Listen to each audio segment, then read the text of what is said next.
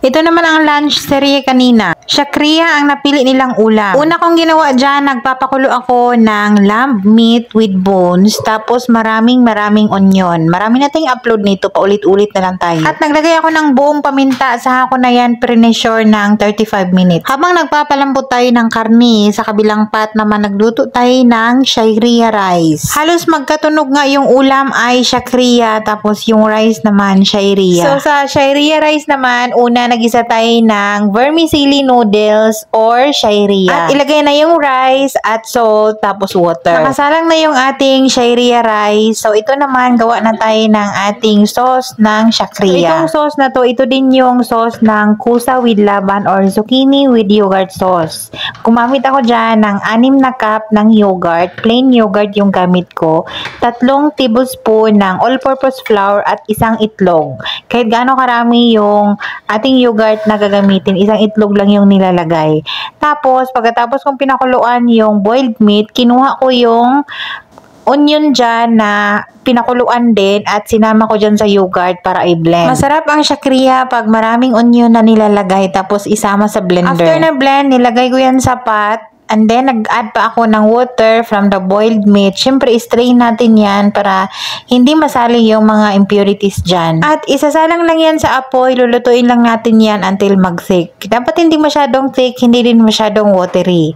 Habang pinapakulo natin yan, kailangan natin yan lugayin para hindi siya magbuo-buo dahil meron yung itlog, merong flour at yogurt. Pagka kumulo na yung ating sauce ng ating shakriya, ilagay na natin yung pinakuloang karne. Yung pangpalasa dyan, asin at paminta. Pwede din maglagay ng magic cubes. Isang kulo lang yan ay luto na yan. Tapos ito namang shayriya rice ay ready na rin. At nagutom na kami ni Belle na unahan na kaming kumain. Feeling ko kasi sa mga oras na yan ay late silang darating dahil 1:30 na yan, mag-alas 2 na. Tapos nung nag-umpisa na kaming kumain, bigla naman silang dumating. Ayun, hininto ko yung pagkain ko at nag-serve. Mainit pa naman yung kanin dahil kakapatay ko pa lang ng apoy dyan. Kaya hindi ko na kailangan ininit yan.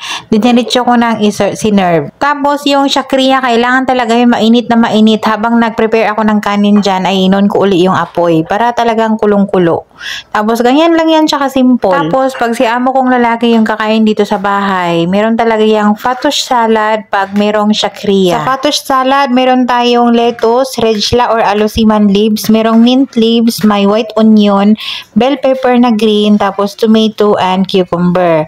Tapos nagtap tayo ng fried bread or Arabic bread. Sa sauce naman, lemon, olive oil, molasses, asin, garlic, at sumak at dried mint. Sarap na salad eh.